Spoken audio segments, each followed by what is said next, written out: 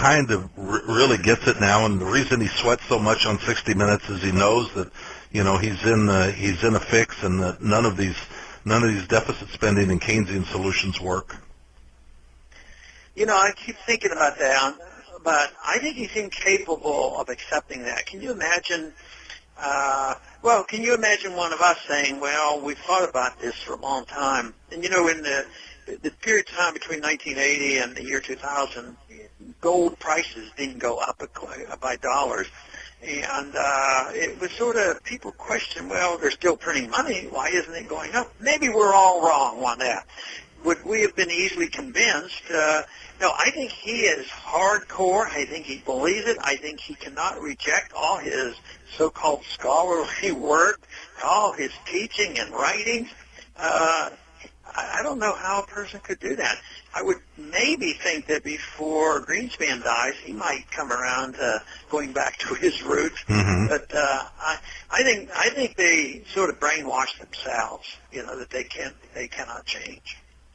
What kind of response have you gotten to your wonderful suggestion about rescinding the $1.6 trillion debt to the Fed? Have you heard underground from? I bet that must have caused a tremendous amount of consternation within the Fed. What are you hearing, maybe from that channel, but certainly from your colleagues in Washington? Not much. A lot of them are very confused about it and think that they don't want to disrupt the Fed.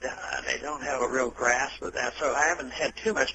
I was more pleased with the many good economists of the Austrian stripe came and actually dug up some of Murray Rothbard's stuff and defended me on that, because, just common sense tells you that why should that be a real asset that has to be paid by the taxpayer?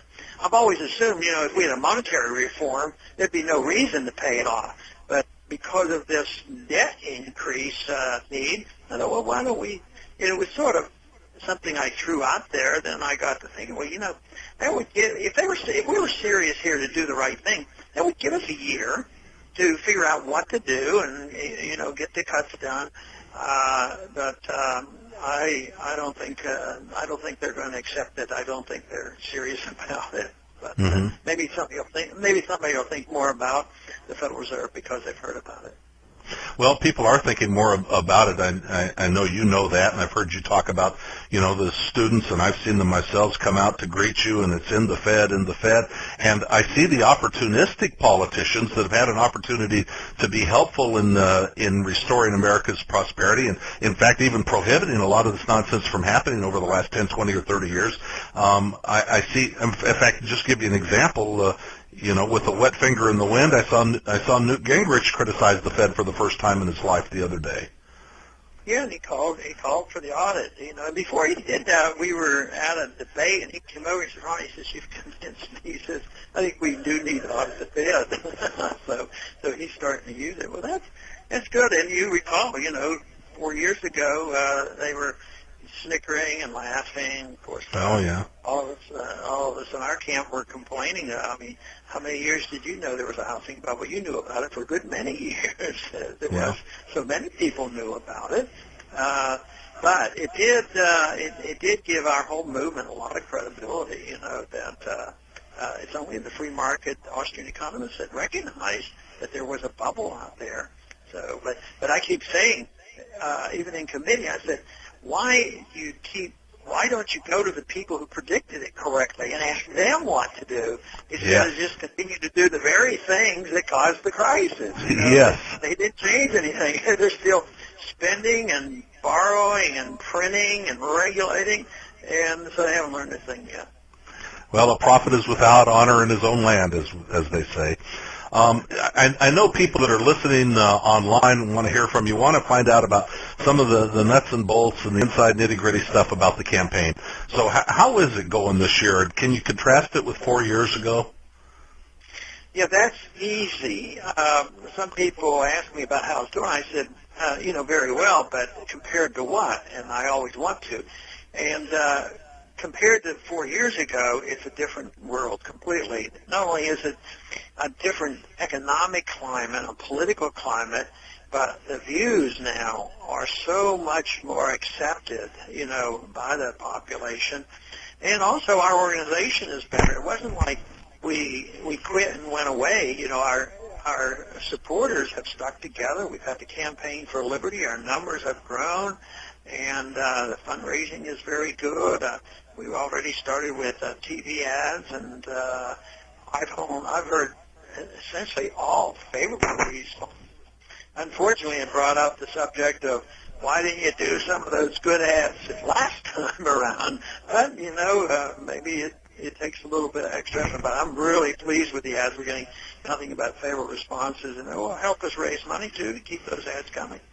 Mm-hmm. I do know, for example, in places like Iowa, where we are focused today in our fundraising efforts, that you are getting, you're getting help from people that, are kind of would be thought of as establishment party people who see the wisdom of what you've been talking about all these years. Yeah, and that pleases me, although, we have a lot of independents and even Democrats come over. We have a lot of young people. But now we're going and have been in this last 6 months or so been invited to many of the Republican, party functions where before we'd be excluded. We wouldn't be invited. We weren't allowed one debate, key debate. I was excluded both in New Hampshire and Iowa. I don't think that's going to happen because people said, I don't know whether they were kidding me or what. They said, it looks like Ron Paul is now going mainstream. Well, maybe the other people. Maybe the other people are going mainstream. I think the river diverted course your way, and that's the mainstream now. However, right? We'll get there. Yeah, however we get there is how we get there. Well, tell me about the operations in Iowa. I know you've got good people out there, and you'll be there again. And I see your son Rand will be there in a couple of days as well. Right, he's a hard worker, and he's out there beating the bushes for our cause.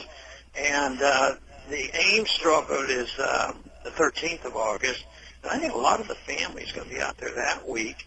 And there's a debate before that. But I think I go once or twice even before that. We've been going to Iowa and New Hampshire just about every week now.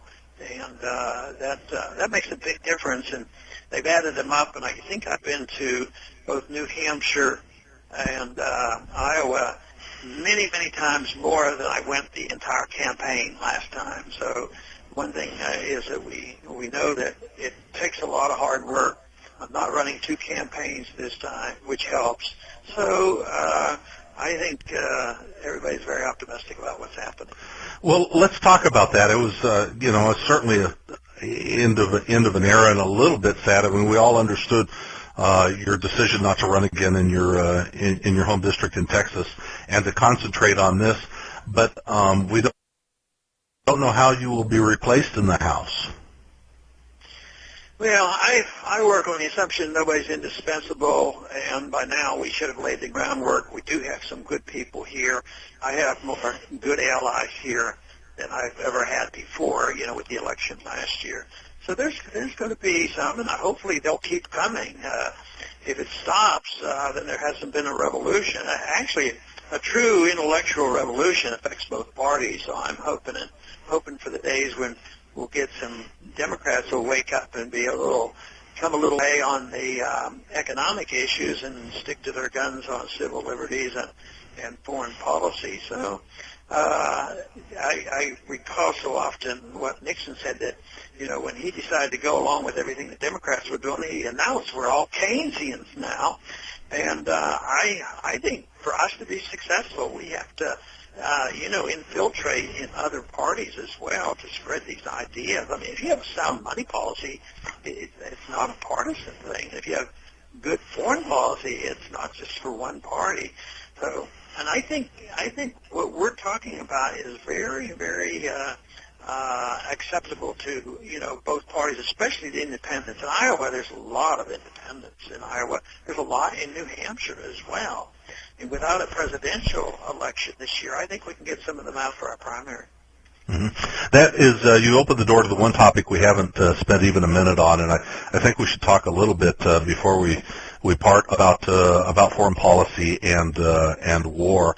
And your leadership has been exemplary in waking people up about about the war and the foreign policy, just as it has been about monetary issues and debt and deficits and spending and more. Where do we stand from your perspective in Washington to opening enough eyes of enough officialdom so that we can end some of this madness?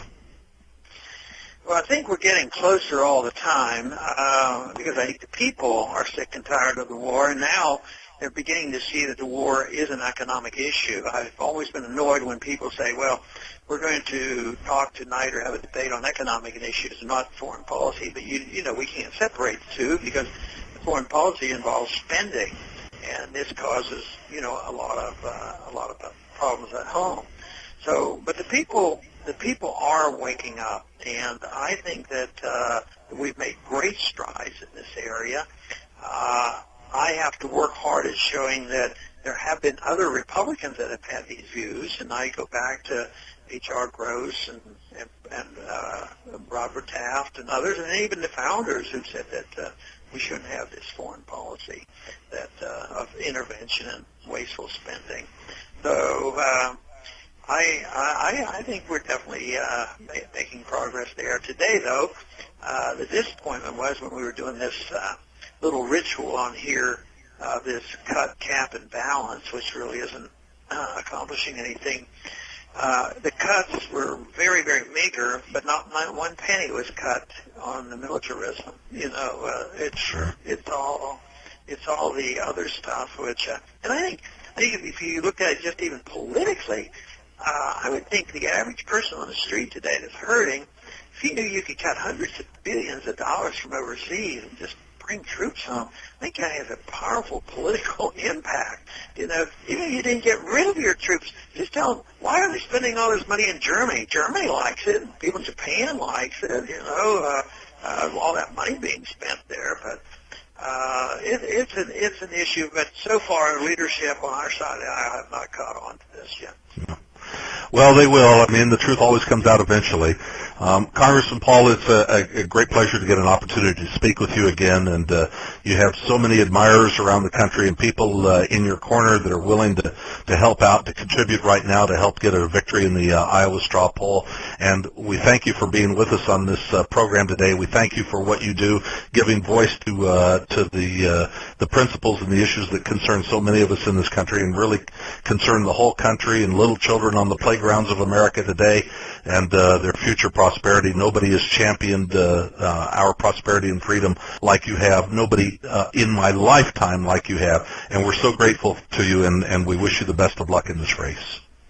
Thank you very much, and thank you for all your hard work.